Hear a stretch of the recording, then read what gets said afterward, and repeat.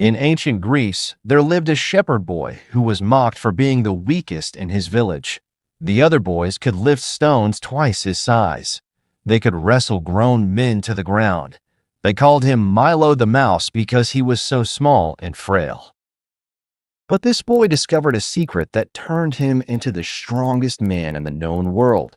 A method so simple that when I tell you what it is, you'll think I'm lying. Yet this ancient technique is being used today by billionaires, Olympic athletes, and people who've transformed their entire lives with nothing but patience and one simple daily action. This isn't just a story from 3,000 years ago. It's a blueprint for becoming unstoppable in any area of your life. If you've ever felt like you're too weak, too small, or too far behind to achieve your dreams, this ancient story will change everything. Hit subscribe because by the end of this video, you'll have a 3,000-year-old formula that can transform any area of your life. The year was 558 BCE. The place was Croton, a Greek colony in southern Italy where warriors trained for the Olympic Games and philosophers debated the nature of human potential. Milo was 15 years old and the son of a poor shepherd. Every morning, he drove his father's small flock to the hillside pastures outside the city walls. Every evening, he returned home to mockery. "Look, it's Milo the Mouse," the other boys would shout. "Did the sheep carry you home today?" The gymnasium in Croton was where the real men trained. Athletes with muscles like marble statues, wrestlers who could bend iron bars, runners who moved like the wind itself. Milo would press his face against the wooden fence, watching through the gaps as these titans prepared for the Olympic Games. His heart burned with a dream that seemed impossible, to stand among them, not as a spectator, but as a competitor. But when Milo tried to lift the training stones, he couldn't budge the smallest one. When he attempted to wrestle, boys half his age threw him to the ground. When he tried to run, he gasped for breath while others barely broke a sweat. "Some men are born strong," his father Diagoras said one evening, seeing the defeat in his son's eyes. "Others are born to tend sheep. There's no shame in knowing which you are." But Milo couldn't accept that. Every night, he prayed to Zeus, god of strength and thunder. "Make me strong," he whispered. "Show me the way." The answer came in the most unexpected form. It was a spring morning when Milo discovered a newborn calf separated from its mother during a storm. The tiny creature was barely able to stand, its legs wobbling like twigs in the wind. Milo's heart went out to the helpless animal. He couldn't leave it to die on the mountainside, so he did something that would change the course of history. He picked up the calf and carried it home. The calf couldn't have weighed more than 30 pounds. Even for Milo, it was manageable. He carried it down the mountain path, through the olive groves, and into the small shelter behind his father's house. "What's this?" Diagoras asked. "I found him alone," Milo said. "Can we keep him?" Diagoras studied his son and the calf. "Animals are money we can't afford to feed." "I'll take care of him," Milo promised. "I'll find extra grass. I'll use my own food if I have to." Something in Milo's voice, a determination Diagoras had never heard before, made the old shepherd nod. "Very well, but he's your responsibility." Milo named the calf Taurus after the constellation his mother had shown him before she died. Every morning, after driving the family sheep to pasture, Milo would carry Taurus up the mountain so the young bull could graze on the sweet grass near the spring. At first, it was easy. 30 pounds felt like nothing, but Taurus grew. After a week, the calf weighed 35 pounds, still manageable. After a month, 45 pounds. Milo noticed his arms felt stronger. After 3 months, 60 pounds. The other shepherds began to notice something different about Milo. His shoulders had broadened. His grip was firmer. "You look different," said Alexios, one of the village boys who used to mock him. "Have you been training at the gymnasium?" Milo shook his head. Just tending my animals. But inside, Milo was beginning to understand something profound. He wasn't just carrying Taurus up the mountain. He was carrying a little more weight each day, so gradually that he barely noticed it, so consistently that his body had no choice but to adapt. By winter, Taurus weighed over 100 pounds. Milo was no longer the scrawny boy who couldn't lift the smallest training stone. His arms were thick with muscle. His back was broad as a warrior's shield. But he kept his transformation secret, still wearing loose tunics that hid his new physique. The revelation came during the festival of Dionysus, when all the young men of the village competed in traditional contests of strength and skill. Cleomenes the Mighty was the champion, a blacksmith's son with arms like tree trunks and a chest that could stop spears. For 3 years running, he'd won every competition.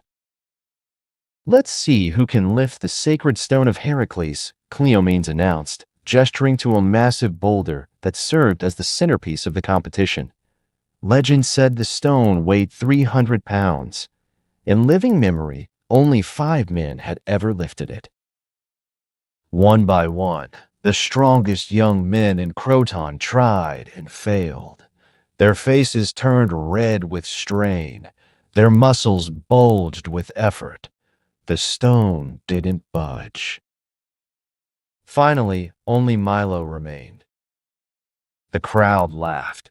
Milo the mouse thinks he can lift what real men cannot. Cleomenes sneered. "Go home, shepherd boy. This is for warriors." Milo approached the stone slowly. He thought about Taurus, now weighing nearly 200 pounds. He thought about carrying that weight up the mountain every single day for 8 months. He thought about how each day had been only slightly harder than the last, so gradually that he'd barely noticed the change. He bent down, wrapped his arms around the sacred stone, and lifted. The stone rose from the ground as if it were made of feathers. The crowd fell silent. Cleomenes' mouth dropped open. The village elders whispered among themselves. Milo held the stone above his head, steady as a statue, then gently placed it back on the ground. "How?" Cleomenes stammered. "How is this possible?" Milo looked at the crowd, then at Cleomenes. "One step at a time," he said quietly. "One day at a time." That night, Milo revealed his secret to his father. "Every day, I carry Taurus up the mountain," Milo explained. "When he was small, it was easy. But as he grew, I grew stronger, so gradually that I didn't realize what was happening until today." Diagoras stared at his son with new eyes. "You've discovered something, haven't you? Something the philosophers and trainers don't understand." "I think I have," Milo said. "Strength isn't about being born different.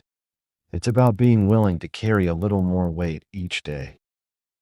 If you're starting to see how this ancient secret applies to your life today, make sure you're subscribed, because what happens next is going to show you exactly how to apply this 3,000-year-old method to any goal you want to achieve. Word of Milo's incredible feat spread beyond Croton. Within weeks, visitors came from across the Greek world to see the shepherd boy who could lift stones that defeated seasoned warriors.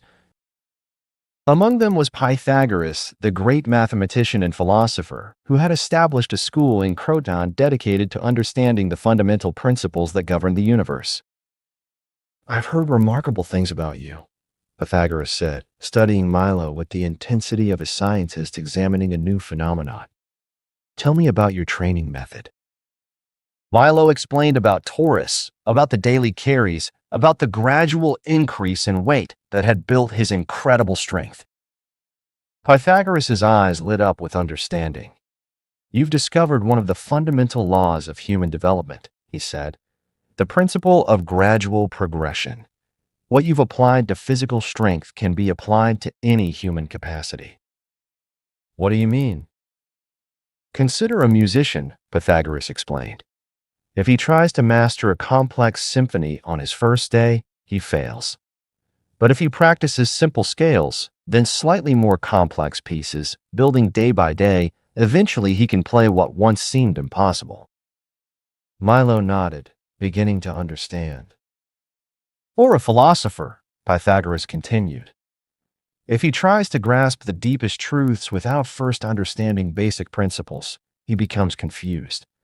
But if he studies simple concepts, then builds upon them day by day, eventually he can comprehend the nature of reality itself.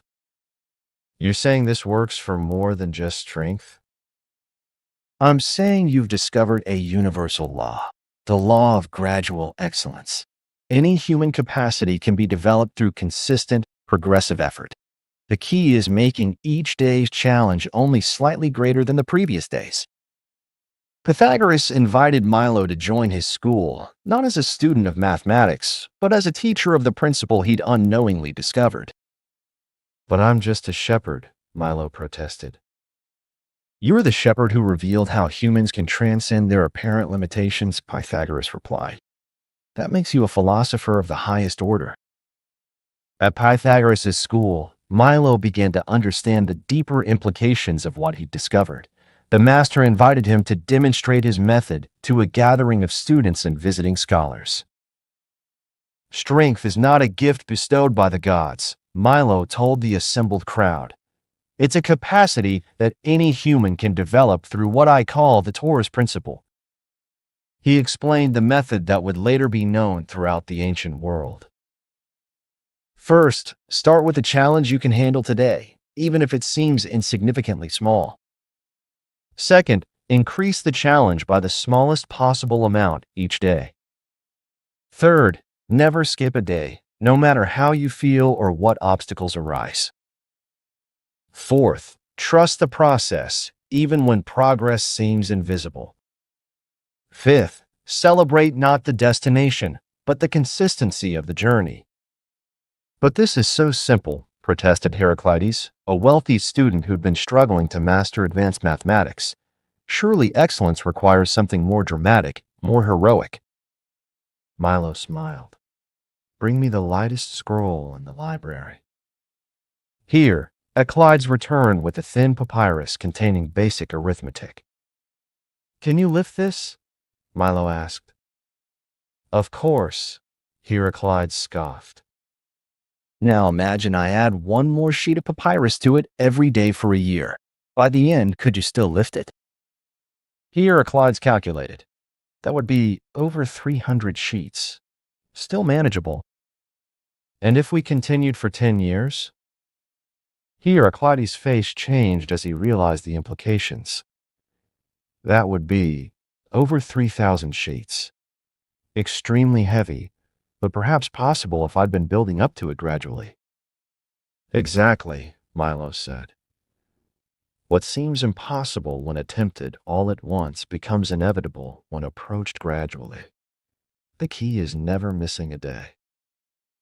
A young athlete named Demetrius raised his hand. But what if we start too small? What if the daily increase is so minor that we feel like we're wasting time? Milo walked to the courtyard and picked up a handful of sand. How many grains are in my hand? Thousands, Demetrius guessed. And how much does each grain weigh? Almost nothing. Yet together, they have substance. Each day's effort may seem insignificant, but time transforms tiny actions into massive results. The error most people make is trying to lift the entire handful of sand on the first day, instead of adding one grain at a time. Are you starting to see how you could apply this to your goals? Whether it's building a business, learning a skill, or transforming your health, the Torus principle works. Stay with me because I'm about to show you exactly how modern achievers use this ancient secret. Not everyone believed in Milo's method. Critics emerged from across the Greek world, challenging both his philosophy and his strength. The most vocal was Creon of Aegina, a famous trainer of Olympic athletes. This shepherd preaches weakness disguised as wisdom, Creon declared. True strength comes from pushing limits, not babying yourself with tiny improvements. Creon arrived in Croton with his prize student, Nikias, who'd won bronze in wrestling at the previous Olympics. "Let's settle this debate," Creon announced. "My method's against yours. Nikias will train under my system. Let the shepherd find a student to train under his. In 1 year, we'll see which produces superior results." The challenge attracted attention from across the Greek world. Here was a chance to test competing philosophies of human development. Milo accepted, but he faced a problem. He needed a student. Someone willing to commit to his gradual method for an entire year. The volunteer came from an unexpected source. Lydia was the daughter of a poor potter, forbidden from competing in athletic contests because she was female. But she'd heard Milo's teaching about the universal nature of the development principle. "Let me prove that your method works for anyone," she said. "Not just men, not just the naturally gifted, but anyone willing to follow the process." "The contest is for athletic prowess," Milo warned. "Society won't accept a female competitor." "Then we'll have to change society," Lydia replied with determination that reminded Milo of his younger self. Milo agreed, knowing he was taking an enormous risk. If Lydia failed, it wouldn't just discredit his method, it would reinforce every prejudice about women's capabilities. While Nikias trained under Creon's brutal methods, lifting maximum weights, pushing to exhaustion, taking rest days only when injured, Lydia began with the simplest possible exercises. Day 1. Carry a 1-pound stone from the well to the market. Day 2. Carry a stone weighing 1¼ pounds. Day 3. 1½ pounds. Day by day, ounce by ounce, Lydia's capacity grew. Creon mocked the approach. "Look at the mighty training program," he jeered, watching Lydia carry her small stone. "My student lifts 200 pounds while yours carries pebbles." But Milo knew something Creon didn't understand.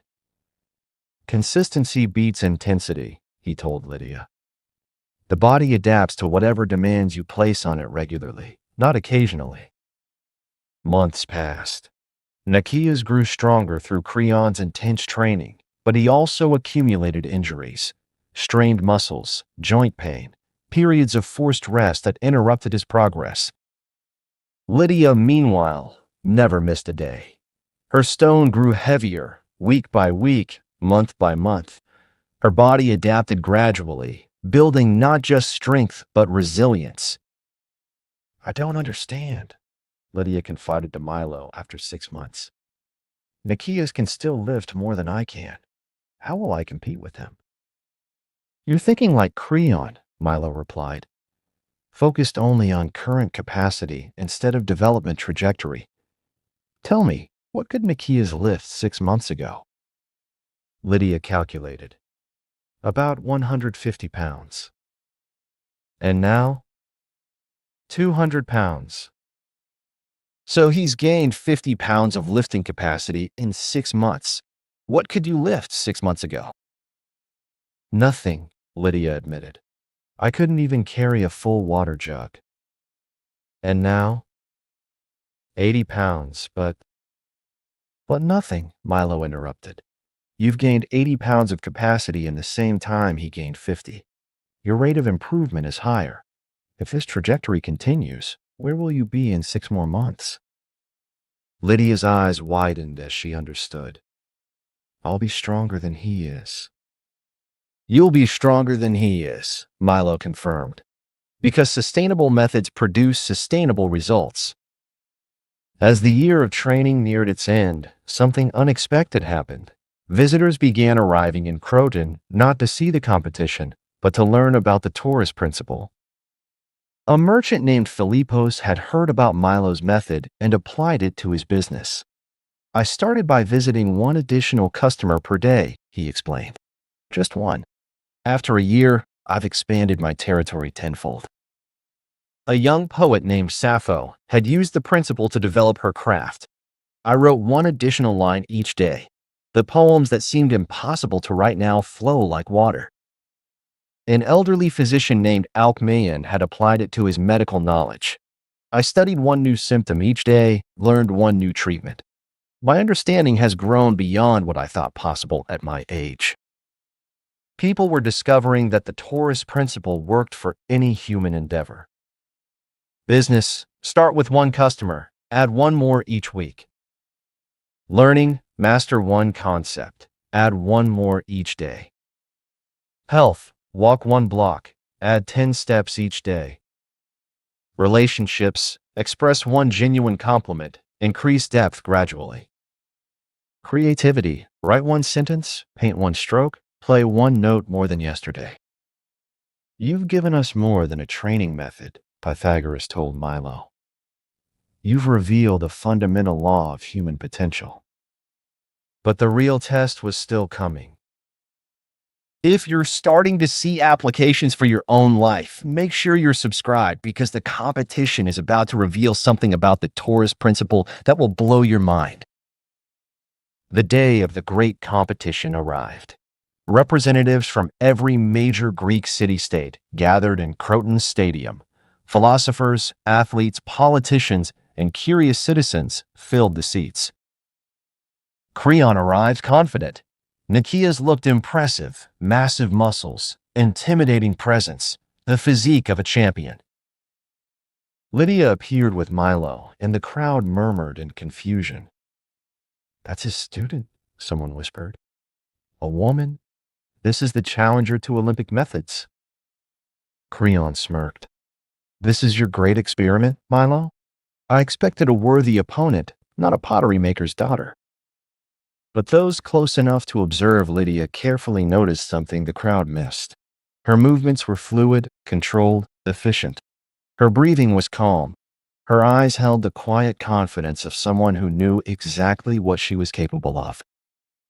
The competition began with traditional tests. First challenge, maximum weight lifting. Nikeas approached the weight with his usual aggression, straining and grunting as he lifted increasingly heavy stones. He achieved an impressive 220 pounds, drawing cheers from the crowd. Lydia stepped forward calmly. She lifted 210 pounds, less than Nikeas, but far more than anyone expected from someone who'd started with nothing a year earlier. Creon celebrated. The first victory goes to proven methods. Second challenge, endurance carrying. Contestants had to carry a 100-pound stone as far as possible. Nikeas, accustomed to maximum effort followed by rest, carried his stone powerfully for the first 100 yards. But his intense training style hadn't prepared him for sustained effort. He began to slow, his form deteriorating, his breathing labored. Lydia, whose daily practice had built not just strength but consistency, maintained steady form and breathing. She carried her stone smoothly, efficiently, covering twice the distance Nikeas managed. The crowd grew quiet. This wasn't going as expected. Third challenge, progressive loading. This was Milo's suggestion, a test he designed to demonstrate the true power of his method. Contestants would start with a light weight and add 10 pounds every 10 minutes, continuing until they could no longer lift the load. Nikeas, trained in maximum effort, struggled with the gradual progression. His body was conditioned for short bursts of intensity, not sustained adaptation. After 40 minutes, he reached his limit. Lydia, whose entire training had been based on gradual progression, excelled at this challenge. Her body was perfectly adapted to increasing loads. She continued for over an hour, finally stopping only because the organizers ran out of weights to add. The crowd erupted. Impossible had become inevitable. After Lydia's victory, Creon demanded to understand how his proven methods had been defeated by a simple shepherd's technique. Milo addressed the crowd, with Lydia standing proudly beside him. Today, you've witnessed more than a competition between training methods, Milo began. You've seen a demonstration of human potential itself. He gestured to Lydia. A year ago, this woman was considered incapable of athletic achievement. Not because she lacked potential, but because no one had shown her how to develop it properly. The method I discovered isn't really about lifting bulls, Milo continued. It's about understanding that human beings are adaptation machines. Give your body or your mind a consistent, progressive challenge, and it will become whatever that challenge demands. Pythagoras stood to address the crowd. What Milo has shown us applies to every aspect of human development. Cities grow strong through gradual expansion, not sudden conquest. Wisdom develops through patient study, not desperate cramming. Character builds through daily choices, not occasional heroic acts. "But why does this work when dramatic efforts fail?" asked a voice from the crowd. Milo smiled, remembering his early days with Taurus. Because dramatic effort triggers resistance. Your body, your mind, your circumstances, they all resist sudden, massive changes. But gradual change slips past resistance. It feels safe, manageable, sustainable. "Think of it this way," Lydia added, speaking publicly for the first time. "If someone demanded you immediately become perfect, you'd feel overwhelmed and quit. But if someone asked you to become just slightly better than yesterday, you'd think, I can do that." And that's the secret, Milo concluded. Excellence isn't about becoming perfect. It's about becoming slightly better, consistently, over time. Anyone can improve by 1%. Anyone can carry a pound more than yesterday. Anyone can take one more step than they took before. An elderly philosopher named Heraclitus rose from the crowd. "But what about talent? What about natural gifts? Are you saying anyone can achieve anything?" Milo considered the question carefully. "I'm saying that most people never discover their true limits because they try to leap to greatness instead of building toward it. Lydia may or may not have been born with the potential to become the strongest woman in Greece, but she'll never know her true limits until she's spent years consistently approaching them. The Taurus principle doesn't guarantee you'll become the best in the world," Milo continued. "It guarantees you'll become the best version of yourself. And for most people, the best version of themselves is far more capable than they ever imagined." In the months following the competition, the Taurus principle spread throughout the Greek world like fire through dry grass. Schools began teaching incremental learning methods. Athletes adopted gradual progression training. Merchants applied progressive growth strategies to their businesses. But the most profound changes happened in ordinary lives. A slave named Marcus, later to be freed and become a renowned teacher, used the principle to educate himself. 1 word of reading per day, he began. Within 5 years, he was translating complex philosophical texts. A young mother named Helena applied it to her family's finances.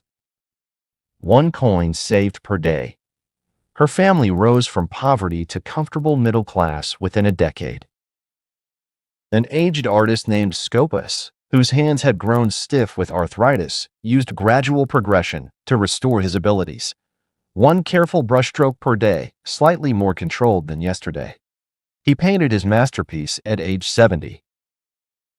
Milo established the Academy of Gradual Excellence in Croton, where people came to learn not just the principle, but how to apply it to their specific challenges.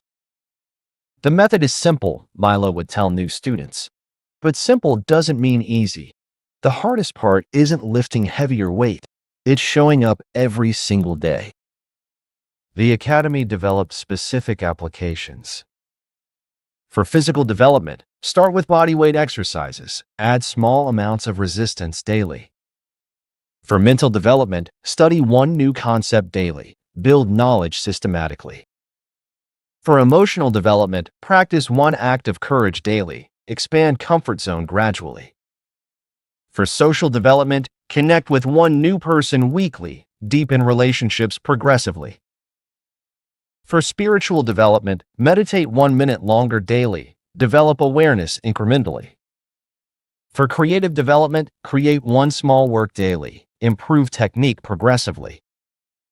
The principle works because it aligns with how human beings actually change, Lydia explained to her own students.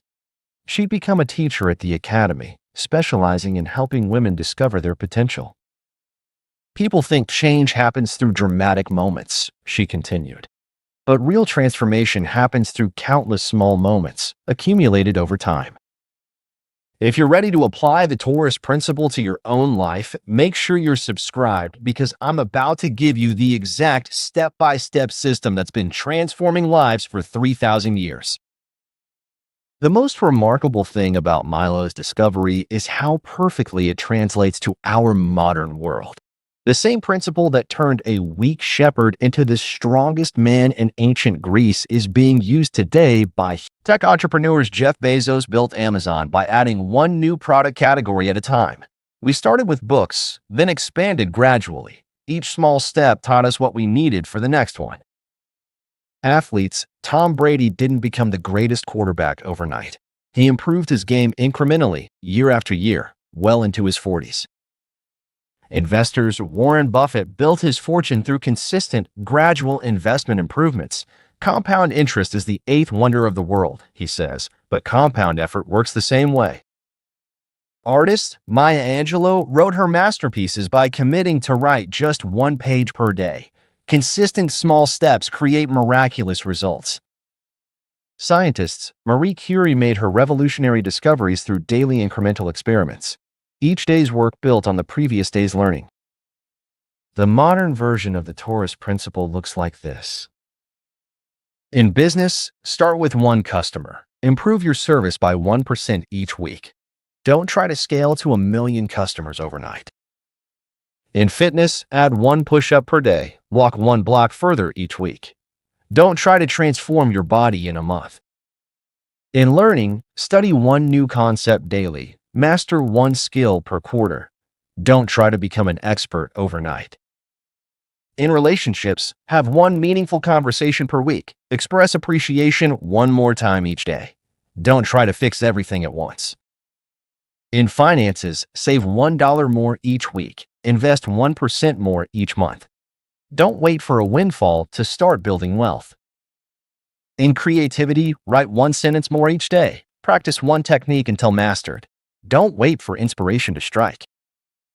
The modern world makes Milo's wisdom even more powerful, explains Dr. Sarah Chen, a behavioral psychologist who studied incremental improvement methods. We're constantly bombarded with promises of overnight success, instant transformation, miracle solutions. But the ancient Greeks understood something we've forgotten. Sustainable change happens gradually. Here's exactly how to apply the 3,000-year-old Taurus principle to transform any area of your life. Step 1. Choose your calf. Pick one specific area where you want to grow. Not 10 areas, one. Milo succeeded because he focused on one thing, carrying Taurus up the mountain every day. Examples. Physical strength, I want to do 100 push-ups. Business growth, I want to earn $10,000 per month. Creative skill, I want to write a novel. Personal relationship, I want a deeper connection with my spouse. Step 2, find your starting weight. Identify what you can definitely do today, even on your worst day. This becomes your newborn calf, the weight you start with. Examples. If your goal is 100 push-ups, maybe you can do 5 today. If your goal is $10,000 a month, maybe you can earn an extra $10 this week. If your goal is a novel, maybe you can write one sentence today. If your goal is deeper connection, maybe you can have one meaningful conversation this week. Step 3, design your daily carry. Create a specific daily action that moves you toward your goal. It must be small enough to do every day, specific enough to measure, progressive enough to build momentum. Examples. Do one additional push-up every day, 5 today, 6 tomorrow, 7 the next day. Contact one additional potential customer each week. Write one additional sentence each day. Express appreciation one additional time each day. Step 4, commit to consistency. This is where most people fail. They start strong, but miss days. Remember, Milo carried Taurus every single day. No exceptions, no excuses, no I'll do extra tomorrow. Create systems to ensure consistency. Set a specific time each day. Track your progress visually.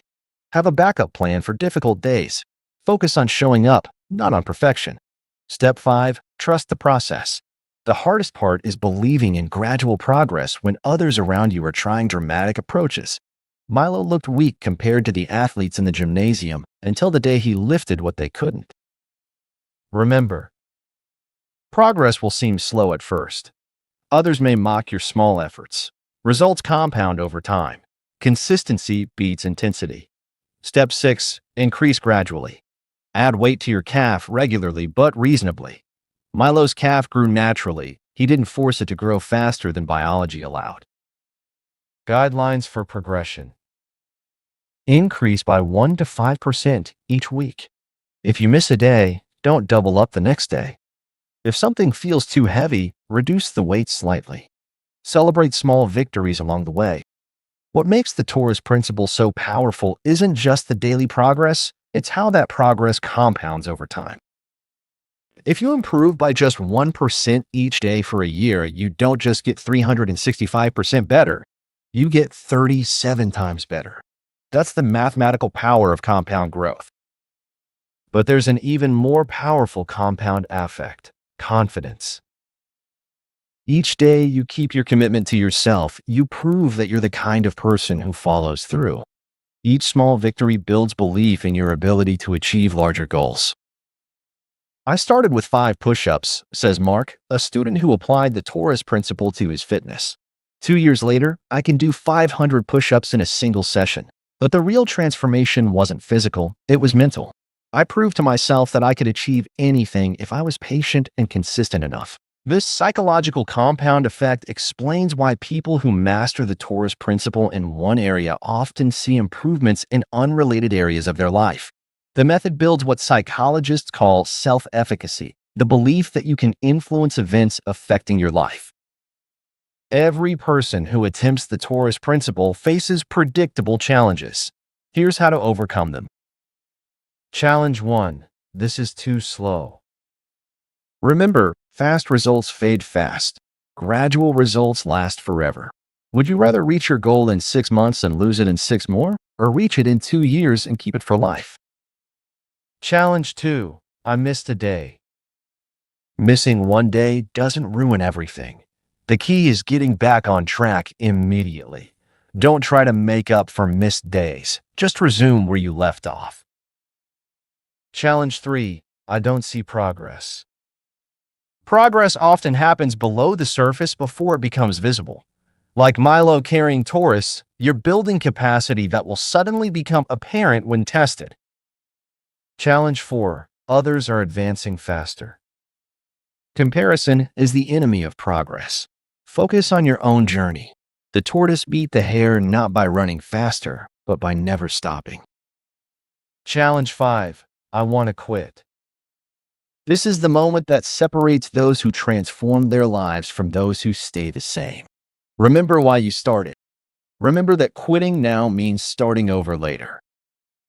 If you're ready to start your own Taurus journey, I want you to do 3 things right now. First, choose your one area of focus. Second, identify what you can do today. Third, commit to doing it every single day for the next 30 days. And make sure you're subscribed, because next week I'm sharing the success stories of people who've used this principle to transform their lives completely. Milo of Croton went on to win 6 Olympic Games and become the strongest man in the ancient world. But his greatest achievement wasn't his physical strength. It was discovering a principle that has helped millions of people realize their potential. The bull he carried as a calf grew to over 1,000 pounds. Milo could lift and carry it because he'd grown stronger at exactly the same rate the bull had grown heavier.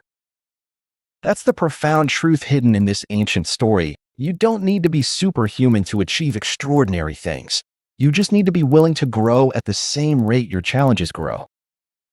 Every expert was once a beginner. Every master was once a student. Every champion was once someone who couldn't lift the smallest weight. The difference between those who achieve their dreams and those who abandon them isn't talent, luck, or circumstances. It's the willingness to carry their calf up the mountain, one day at a time, trusting that consistent effort transforms impossible goals into inevitable outcomes. Your calf is waiting. Your mountain is calling. The only question is, will you start caring today? As Milo wrote in his later years, strength is not about how much you can lift today. It's about lifting a little more today than you could yesterday.